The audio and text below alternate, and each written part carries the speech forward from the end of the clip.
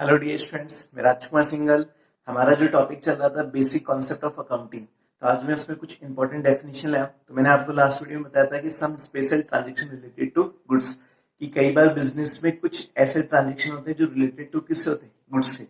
जहाँ पे हमने बात की थी कि अगर हम गुड्स को एज ए डोनेशन के रूप में दे रहे हैं, अगर हम गुड्स को क्या करें, डिस्ट्रीब्यूट कर रहे हैं एज ए फ्री सैंपल, या कोई ऑनर है जो बिजनेस है पर्सनली उसके लिए कोई पैसा या कोई गुड्स निकालता है, तो उस केस में हम एंट्री क्या पढ़ते हैं। तो हमने गुड्स की बात की थी, आज हम बात करेंगे कुछ स्पेशल डेफिनेशंस जो बहुत ही इंपॉर्टेंट है। तो यहाँ पर हम पहले लेके हैं आउटस्टैंडिंग एक्सपेंसेस। देखो, यहाँ पर बात किसकी हो रही है, आउटस्टैंडिंग एक्सपेंसेस। आउटस्टैंडिंग एक्सपेंसेस का मतलब कि बकाया में, कि आउटस्टैंडिंग को क्या बोलते हैं हम, बकाया। और एक्सपेंसेस का मतलब वह, कि मतलब ऐसे खर्चे जो अभी तक नहीं चुकाए गए वो हमारे बकाए, उसको हम क्या बोलते हैं, आउटस्टैंडिंग एक्सपेंसेस। जैसे मान लो हमने बात की थी कि हमारा जो अकाउंटिंग पीरियड होता है, तो हमारा जो अकाउंटिंग पीरियड है वो कितने मंथ का होता है। अकाउंटिंग पीरियड बोल दो, ये हमारा जो फाइनेंशियल ईयर है, ये जो हमारा अकाउंटिंग पीरियड या फाइनेंशियल ईयर जब 12 मंथ्स का होता है, कितने मंथ का होता है, 12 मंथ्स का होता है। तो हमारा जो ईयर एंड है, कि हम बात करें यहाँ पर ईयर एंडेड, तो ईयर एंडेड तक बिजनेस में कई बार क्या होता है, कुछ खर्चे ऐसे होते हैं जो हो तो गए लेकिन जिसका अभी तक हमने पेमेंट नहीं किया, उसको हम क्या बोलते हैं, आउटस्टैंडिंग एक्सपेंसेस।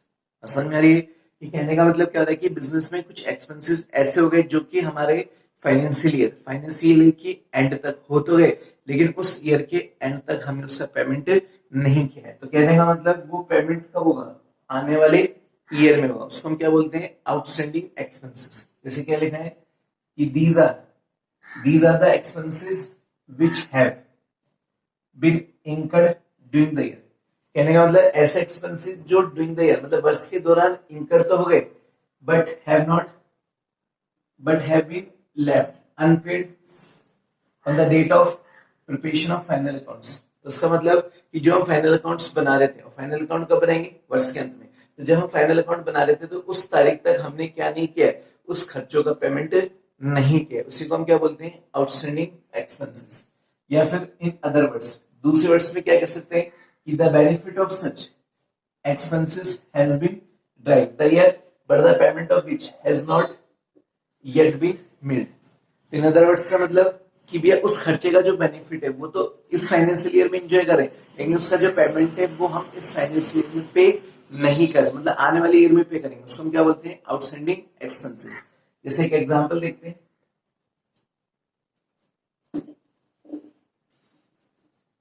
जैसे मान लो आज हमारे यहाँ पे एक वर्कर है, ये ए नाम का क्या है, वर्कर है। अब हम इसको क्या दे रहे हैं, सैलरी 2,000 रुपए पर मंथ। तो उसका मतलब 2 × 12, तो पूरे साल में इसको सैलरी कितनी मिलेगी, 24,000। लेकिन हमने क्या किया, 11 मंथ, तो 11 मंथ्स का तो हमने क्या कर दिया पेमेंट, कि 2 × 11 तो मतलब 22,000। तो 22,000 का हमने क्या कर दिया, पेमेंट कर दिया, क्योंकि सैलरी मिल रही थी 2,000 रुपए पर मंथ, तो जैसे ही 2 को मल्टीप्लाई किया तो कितना हो गया, 24,000। तो हमने 11 मंथ का तो पेमेंट कर दिया लेकिन 1 मंथ का है, तो 1 मंथ का अभी भी पेमेंट क्या हो रहा है, ड्यू हो रहा है, जो कि हमने नहीं पे किया फाइनल अकाउंट बनाते समय। तो कहने का मतलब क्या हो रहा है कि हमने इस वर्कर से काम तो कराया, तो कहने का मतलब उस वर्कर का हमने बेनिफिट तो ले लिया लेकिन उस बेनिफिट का हमने पेमेंट नहीं किया, उसी को हम क्या बोलते हैं, आउटस्टैंडिंग एक्सपेंसेस। इसको कई नामों से जाना जाता है, मतलब expenses due but not paid, या फिर हम इसको बोल सकते हैं एक्रूड एक्सपेंसेस, मतलब ऐसा एक्सपेंसेस जो हो तो गया लेकिन जिसका अभी तक हमने पेमेंट नहीं किया। इसकी एंट्री क्या बनती है, particular expenses account dear to outstanding expenses. Particular का मतलब ऐसे एक्सपेंसेस जो कि जिससे रिलेटेड है, जैसे मान लो सैलरी का है तो सैलरी का, वेजेस का है तो वेजेस का, रिपेयर मेंटेनेंस का, तो वो नाम आ जाएगा। आउटस्टैंडिंग एक्सपेंसेस का मतलब कि कितना आउटस्टैंडिंग चल रहा है। जैसे अभी मैंने बात की थी कि जो सैलरी है 12, उसको सैलरी कितनी पे करनी थी, 24,000, लेकिन हमने ओनली कितनी पे की, 22। तो उसका मतलब अभी भी जो आउटस्टैंडिंग है, आउटस्टैंडिंग सैलरी वो कितनी आ रही है, 2000 आ गई, और जब आउटस्टैंडिंग 2000 आएगी तो हम क्या लिखेंगे, सैलरी अकाउंट दिया टू आउटस्टैंडिंग सैलरी,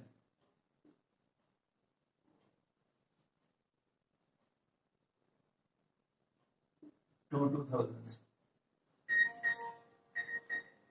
कितना, 2000 से। तो ये हमारी एक इंपॉर्टेंट डेफिनेशन थी। डियर स्टूडेंट्स, अब हम बात करेंगे प्रीपेड एक्सपेंसेस की। प्रीपेड एक्सपेंसेस का मतलब कि देखो इसके नाम से स्पष्ट हो जाएगी, प्री मतलब पहले, पेड का मतलब चुकाना, किसको, खर्चों को। तो उसका मतलब ऐसे खर्चे जो पहले चुकाना, इसको हम क्या बोल सकते हैं कि expenses, expenses paid in advance. उसका दूसरा नाम क्या है, एक्सपेंसेस पेड इन एक्सपेंस। कहने का मतलब कि कई बार क्या होता है कि बिजनेस में कुछ एक्सपेंसेस ऐसे होते हैं जो आने वाले ईयर से रिलेटेड होते हैं, लेकिन उसका हम पेमेंट क्या कर देते हैं, इसी साल कर देते हैं, या उसका पहले पेमेंट कर देते हैं, उसी को हम क्या बोलते हैं, प्रीपेड एक्सपेंसेस। मतलब यहाँ पे हमने लिखा है, देयर आर सर्टेन एक्सपेंसेस जो which are related to the next year but have been paid during the current year in advance. So these are called, क्या बोला था, prepaid expenses। कहने का मतलब कि मतलब ऐसे ही नहीं खर्चे जो कि है तो आने वाले ईयर से रिलेटेड, लेकिन जिसको हमने करंट ईयर के दौरान ही क्या कर दिया, पे कर दिया, उसको हम क्या बोलते हैं, प्रीपेड। क्योंकि उस खर्चे का बेनिफिट हमें आने वाले ईयर में मिलेगा, और जब आने वाले ईयर में खर्चे का बेनिफिट मिलेगा तो कौन से खर्चे कहलाएंगे, प्रीपेड एक्सपेंसेस कहलाएंगे, नहीं कहलाएंगे। जैसे मान लो आज हम बात कर रहे थे इंश्योरेंस की, अब इंश्योरेंस में हम क्या पे करते हैं, प्रीमियम। अब जैसे मान लो हम पर मंथ पे करें, अब पर मंथ पे करें तो हमने क्या किया, 1 जुलाई 2020, 1 जुलाई 2020 को, यस, पर मंथ पे करें तो 2000 रुपये, तो मल्टीप्लाई 12, तो हमने 24,000 रुपये पे कर दिए। अब हमने कितने पे कर दिए, 24,000 रुपये पर मंथ के हिसाब से, कि 2,000 रुपये पर मंथ दे रहे तो हमने 24,000 पूरे साल में दे दी। जबकि हमारा जो फाइनेंशियल ईयर था, तो हमारा जो फाइनेंशियल ईयर है वो कब समाप्त होगा, 31 मार्च 2011 ओ 21, तो 31 मार्च 2021 को समाप्त होगा। तो हमारा जो 2021 में समाप्त होगा, तो 2021 में 31 मार्च तक, तो अगर हम जुलाई से देख रहे हैं तो इसका मतलब 1 जुलाई से 31 मार्च तक कितने 9 मंथ होते हैं, तो 9 मंथ के हिसाब से हमें पे कितने करने थे, 18, लेकिन हमने 24,000 पे किए, तो इसका मतलब हमने कितने एक्स्ट्रा पे किए, 6,000 पे। तो 3 मंथ की हम क्या करें, 3 मंथ्स की हम एक्स्ट्रा पे करें, कितने मंथ के, 3 मंथ्स के। और जब 3 मंथ के हम एक्स्ट्रा पे करें तो कहने का मतलब प्रीपेड एक्सपेंसेस हो गया, क्योंकि हमें चुकाने थे 9 महीने के, हमें चुका दिए कितने महीने, 12 महीने।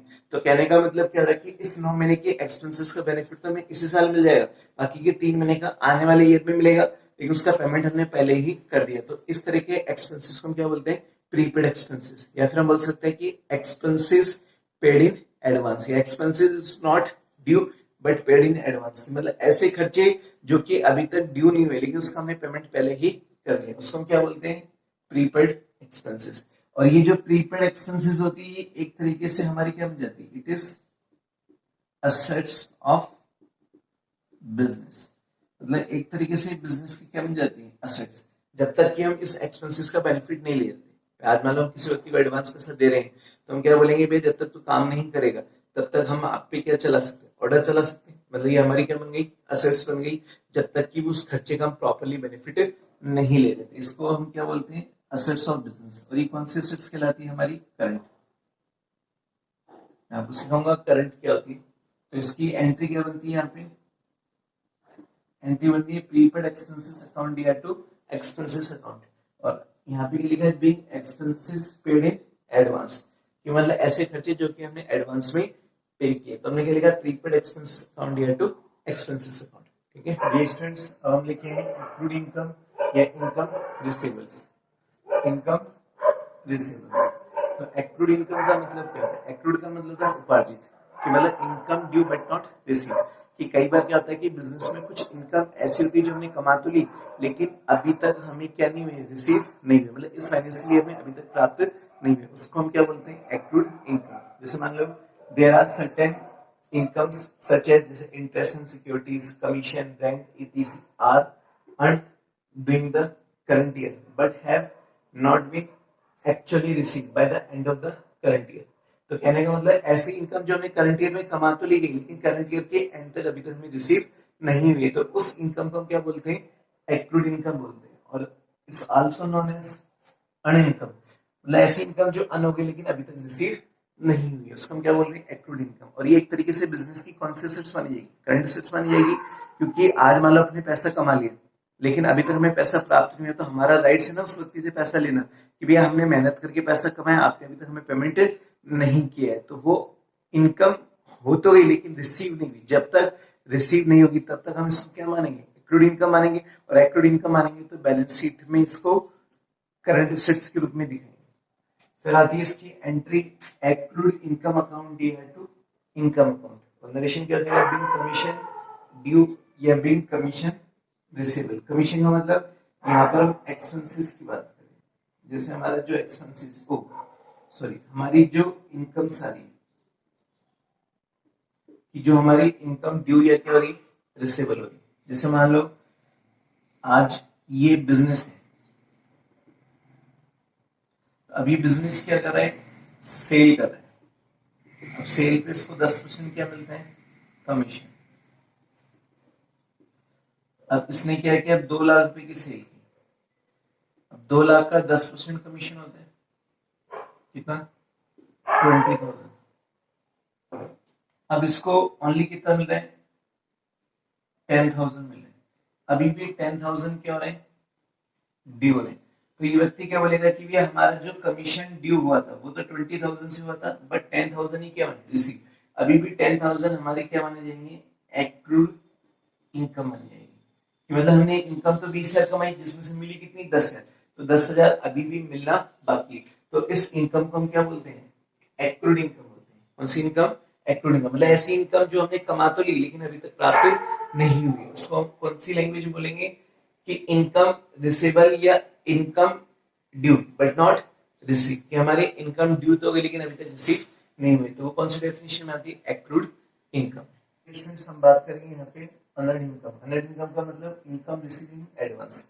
कि कई बार क्या होता है कि बिजनेस में कुछ इनकम ऐसी होती है जो कि हमें एडवांस में प्राप्त होती है। और एडवांस का मतलब ऐसी इनकम जो आने वाले ईयर से रिलेटेड थी लेकिन हमें करंट ईयर में क्या हुई? रिसीव हुई। उसको हम क्या बोलते हैं? कि income earn but not due. मतलब हमने इनकम कमा तो ली और इनकम प्राप्त हो गई लेकिन अभी तक वो ड्यू नहीं है। ड्यू का मतलब कि अभी तक हमने उस इनकम पर काम नहीं किया, वो इनकम हमें पहले ही प्राप्त हो गई, उसी को हम क्या बोलते हैं? Advance income. तो हमने क्या लिखा है? देयर आर सर्टेन इनकम्स जो are received in the current year but related to the next year. It's also known as income received but not earned. तो हमारी इसकी एंट्री क्या बनेगी? Income account D to earn income. तो being क्या लिखा हमने?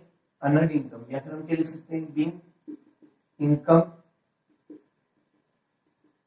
रिसीव्ड बट नॉट अर्न या बट नॉट ड्यू। समझ में आ गई कि हमने इनकम तो अर्न कर ली, मतलब इनकम तो अर्न का मतलब कि अर्नड इनकम, मतलब इनकम तो हमने ले ली लेकिन अभी तक वो अर्न या ड्यू नहीं हुई, उसी को हम क्या बोलते हैं? Earned income. समझ में आ गई? मतलब ऐसी इनकम जो कि हमने प्राप्त तो कर ली लेकिन अभी तक कमाई नहीं, उसको अर्नड इनकम बोलते हैं। तो आज हमने 4 टॉपिक पढ़े कि आज हम 4 टॉपिक की बात करें। एक तो प्रीपेड एक्सपेंसेस, एक हमने बात की थी आउटस्टैंडिंग एक्सपेंसेस, एक बात की थी एक्रूड इनकम और चौथा हमारा जो है अर्नड इनकम। तो प्रीपेड एक्सपेंसेस बताया था कि कुछ एक्सपेंसेस ऐसे होते हैं जो हो तो गए, कुछ एक्सपेंसेस ऐसे होते हैं जो कि आने वाले ईयर से रिलेटेड थे लेकिन हमने करंट ईयर में ही पे कर दी। और आउटस्टैंडिंग का मतलब ऐसे एक्सपेंसेस जो हो तो गए लेकिन जिसका अभी तक हमने पेमेंट नहीं किया। और एक्रूड इनकम का मतलब इनकम कमा ली लेकिन अभी तक पेमेंट वो अभी तक प्राप्त नहीं हुई। और जबकि अर्नड इनकम मतलब इनकम कमाई नहीं लेकिन पहले ही क्या हो गई? प्राप्त हो गई, उसी को हम क्या बोलते हैं? अर्नड इनकम बोलते हैं। डियर स्टूडेंट्स, में कुछ इंपॉर्टेंट जनरल एंट्रीज लेके आया हूं कि हमने लिखा है कि enter the following transaction in the general. हमने कुछ डेफिनेशंस पढ़ी थी, उसके थ्रू हमने जनरल एंट्री बनाना सिखाया था। मैंने आपको कुछ रूल भी बताए थे कि जनरल एंट्री बनाते समय कौन से ट्रांजैक्शन का मतलब कौन से अकाउंट को डेबिट करेंगे कौन से अकाउंट को क्रेडिट करेंगे। फिर मैं जनरल एंट्री के फॉर्म में पढ़ा था। तो आज हम प्रैक्टिस के लिए कुछ जनरल एंट्रीज लें, ये अपने पढ़ भी रखिए, फिर भी हम इसको प्रैक्टिस के लिए एक बार दोबारा करेंगे तो हमारा क्या करा है कि 2019 अप्रैल 1 को स्टार्टेड बिजनेस विद कैश, कितना है 50,000। मतलब हमने जो बिजनेस स्टार्ट किया वो किसके साथ किया, कैश। तो मैंने आपको बताया था कि बिजनेस को स्टार्ट करते समय बिजनेस में जो भी मनी या जो भी हम गुड्स लगाते वो हमारी क्या कहलाती, कैपिटल कहलाती। तो यहाँ पर बात किस करी थी, अप्रैल 1 अप्रैल जो 1 है उसमें क्या कह रहा है कि हमने बिजनेस स्टार्ट किया विद कैश से। अब जब बिजनेस स्टार्ट कैश से करेंगे तो क्या रहा है बिजनेस में कि यहाँ पर कैश इज कमिंग, कैश आ रहा है, तो कैश को क्या करेंगे, डेबिट। अब यहाँ पर हु इज गिवर, देने वाला कौन है यहाँ पे, ऑनर। बिजनेस में पैसा कौन लगाएगा, ऑनर लगाएगा। तो who is giver, owner. But वो एज ए किसके रूप में दे रहे हैं, कैपिटल। कि बिजनेस में वो पैसा किसके रूप में दे रहे हैं, कैपिटल के रूप में दे रहे हैं। तो उसको तो हम क्या करेंगे यहाँ पर क्रेडिट करेंगे। तो कहने का मतलब कैश डेबिट होगा, कैपिटल क्रेडिट होगी। तो हमने एंट्री क्या पढ़ी थी, कैश अकाउंट दिया टू कैपिटल अकाउंट। तो मैंने आपको बताया था जनरल एंट्री करते समय जो डेबिट होता है उसको हम किससे इंडिकेट करते हैं, डीआर से। और जो क्रेडिट होता है उसको किससे इंडिकेट करते हैं, टू से। कि जो हमारा अकाउंट हो रहा है उसके नाम से पहले हम कौन सा वर्ड्स लगाते हैं, टू वर्ड्स लगाते हैं। तो एंट्री के पास होगी cash account DR to capital account. अब हम इसको जनरल एंट्री में रखेंगे। तो एक बार हम सारा पढ़ लेते हैं, फिर उनको फटाफट किसमें लिख देंगे, जनरल एंट्री में। फिर अप्रैल 3 में क्या करा है कि गुड्स परचेज, मतलब परचेज गुड्स फॉर कैश। तो मैंने आपको बताया था there are two types of purchase, एक तो कैश और क्रेडिट। तो कैश का मतलब होता है कि हमने गुड्स अभी खरीदे और हैंड टू हैंड क्या कर दिया, पेमेंट। और गुड्स का डेफिनेशन में पड़ी थी, गुड्स के लिए हम कौन सा शब्द लगाते हैं, परचेज का। क्योंकि अगर हम किसी चीज को रीसेल करने के पर्पज से खरीदते वही हमारे लिए क्या कहलाती है, गुड्स। तो सेकंड में एंट्री क्या हो रही कि गुड्स इज कमिंग एज किसके रूप में आ रही, परचेज। इसको हम क्या करेंगे, डेबिट। लेकिन cash is going, cash is going, तो कैश को क्या करेंगे, क्रेडिट। तो यहाँ पर गुड्स आ रहे हैं तो उसको हम डेबिट करेंगे और कैश जा रहा है उसको क्रेडिट करेंगे। लेकिन गुड्स क्यों आ रहे हैं, गुड्स एज ए किसके रूप में आ रहे हैं, परचेज के रूप में, इसलिए हम गुड्स को क्या करेंगे, डेबिट करेंगे। तो एंट्री क्या बनेगी हमारी सेकंड कि purchase account DR to cash account. और अगर आप चाहो तो नरेशन क्या लिख सकते हैं कि Bing goods purchase in cash. मतलब हमने जो गुड्स खरीदे थे वो किसमें खरीदे थे, कैश में। और अप्रैल 5 को क्या है, अप्रैल 5 को कि goods purchase furniture for cash. अब परचेज फर्नीचर फॉर कैश, तो फर्नीचर है। अब फर्नीचर हमारे लिए माल तो है नहीं, मतलब फर्नीचर हमारे लिए गुड्स है नहीं। तो फर्नीचर बिजनेस में हम लॉन्ग टाइम यूज करने के पर्पज से खरीदे तो वो हमारी क्या कहलाएगी, असेट्स। और जब असेट्स खरीदते तो हम कभी भी उसके आगे परचेज का नाम नहीं लगाते, क्योंकि परचेज वर्ड जो ओनली यूज होता है वो फिर किसके लिए होते हैं, कि गुड्स के लिए होते हैं। तो यहाँ पे जो एंट्री बनेगी वो क्या बनेगी कि फर्नीचर आ रहा है, कि थर्ड में क्या बनेगी कि फर्नीचर इज कमिंग। हम क्या लिखेंगे यहाँ पे कि फर्नीचर इज कमिंग। इसको तो हम क्या करेंगे, फर्नीचर खरीदे तो क्या जा रहा है, cash. Cash is going from business, इसको हम क्या करेंगे, क्रेडिट। एंट्री क्या होगी, furniture, FURNITUR, furniture account DR to cash. तो नरेशन के लिख देंगे being furniture purchase, being furniture purchase. अब बात किसकी हो रही है, थर्ड की। तो सोल्ड गुड्स टू महेश। तो हम जो गुड्स है वो सोल्ड किसको कर रहे हैं, महेश को। तो देखो अब बात किसकी करेंगे हम यहाँ पे, हमारी फोर्थ एंट्री की। तो हमने क्या लिखा है, sold goods to Mahesh. Sold का मतलब बेचना, किसको, महेश को। तो हमने बताया था कि हम किसी भी गुड्स को दो तरीके से सेल कर सकते हैं, कैश में, क्रेडिट में। लेकिन जब सवाल में कुछ नहीं कर रहे तो कैश मत। लेकिन यहाँ पे सवाल में स्पेशली करा है कि हमने किसको बेचा है, महेश को। अब इसमें ये तो कह नहीं रहा कि महेश से पैसा है। जब सवाल में कोई इन्फॉर्मेशन नहीं है तो जब किसी व्यक्ति का नाम दे रखा है तो हम ये एग्जम्पशन करेंगे कि हमने जो ट्रांजेक्शन की वो किसमें की, क्रेडिट में की। उस केस में महेश का नाम आएगा। तो महेश का नाम आएगा तो हम क्या करें कि goods is going, goods is going as sales. जो चीज जा रही है, मतलब what goes out from business, credit.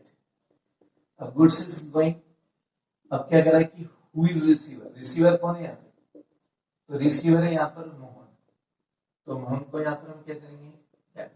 तो मोहन को डेबिट क्यों करेंगे, क्योंकि मोहन से पैसा तो आया नहीं, तो मोहन से जब पैसा नहीं आया तो उस केस में हम मोहन के नाम को क्या करेंगे डेबिट, क्योंकि हम बोलेंगे कि हमसे गुड्स कौन ले रहे मोहन, तो मोहन हमें फ्यूचर में पैसा देगा, तो एंट्री क्या बन जाएगी Mohan account DR to cash account, sorry Mohan account DR to sales account. Narration के लिए देंगे being goods sold to Mohan, तो हमें क्या लिखा है being goods sold to Mohan.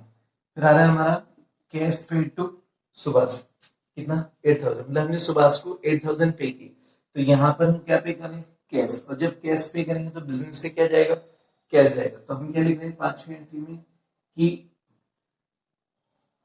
Cash is going, cash is going, तो उसको तो हम क्या करेंगे क्रेडिट। अब यहाँ पर क्या हो रहा है कि हु इज रिसीवर, आने वाला कौन है सुभाष, तो यहाँ पे किसको डेबिट करेंगे सुभाष को डेबिट करेंगे, तो एंट्री बन जाएगी सुभाष अकाउंट डीआर टू, तो हमारी जो पांचवी एंट्री क्या बनेगी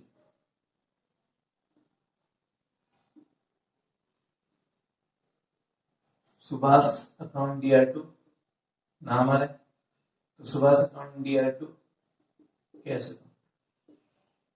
तो ध्यान रखना जब किसी व्यक्ति का नाम आता है तो हम यहाँ पर क्या शब्द लगाते हैं एफिडेविट एस।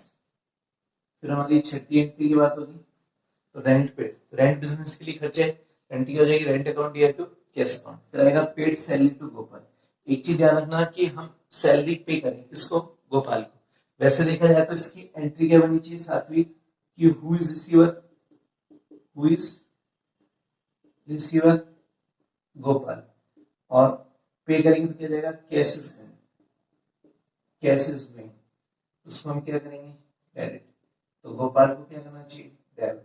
तो एंट्री क्या बनी चाहिए Gopal account DR to cash account, लेकिन ये एंट्री नहीं बनी, मतलब इसमें गोपाल कभी भी डेबिट नहीं होगा क्योंकि गोपाल को पैसा चुका रहे,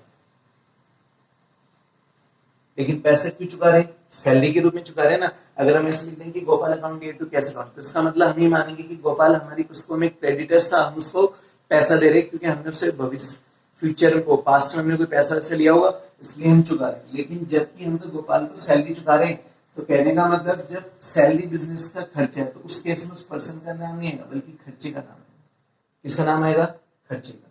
तो कहने का मतलब हम उस पर्सन को क्या नहीं करेंगे डेबिट नहीं करेंगे। तो आज बात किस करिए कि यदि if name is given with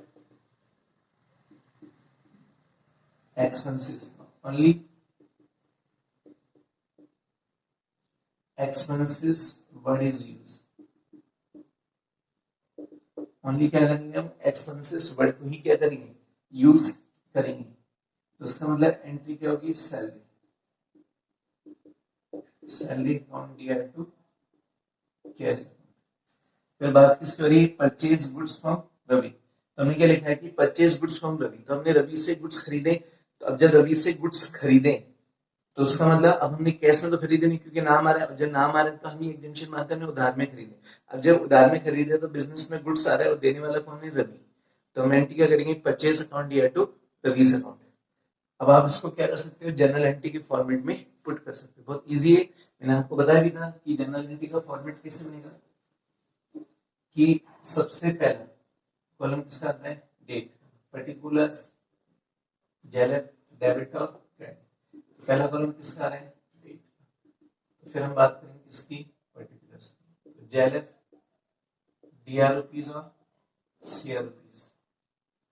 सबसे पहले हम लिखेंगे यहाँ पे 2019 अप्रैल 1, एंट्री क्या होगी अपने एंट्री पड़ी थी सबसे पहले cash account DR to capital account, मैंने आपको बताया था डेबिट का अमाउंट डेबिट में कितना था 15,000, क्रेडिट का अमाउंट क्रेडिट, और यहाँ पर अपन ने सबसे पहले ये लिखा था फिर हमने मंथ लिखा और फिर डेट लिखी। अब ईयर में तब तक चेंज नहीं करेंगे, ये बार बार लिखने की जरूरत नहीं क्योंकि ये ईयर 2019 क्या कर रहा है कि सारे ट्रांजेक्शन इंक्लूड कर रहा है, जैसे ईयर चेंज होगा तो लिख देंगे, नहीं तो ये पता चलेगा कि ये जो हम ट्रांजेक्शन करें कौन से ईयर में करें, 2019 में। अगर मंथ कॉमन आ रहा है तो मंथ नहीं लिखना चाहो तो आप ऐसे भी लिख सकते हो, और चाहो तो आप लिख सकते हो अप्रैल मंथ की 3 तारीख को। इसकी नरेशन बताई थी मैंने, being business started with cash, मतलब हमने जो बिजनेस स्टार्ट किया किससे किया, कैसे किया। तो इस तरह हम क्या करें कि कुछ स्पेशल जो हमारी कुछ जर्नल एंट्रीज है वो करें। अब उसको हम क्या कर सकते हैं, जर्नल एंट्री के फॉर्मेट में भी पुट कर सकते हैं।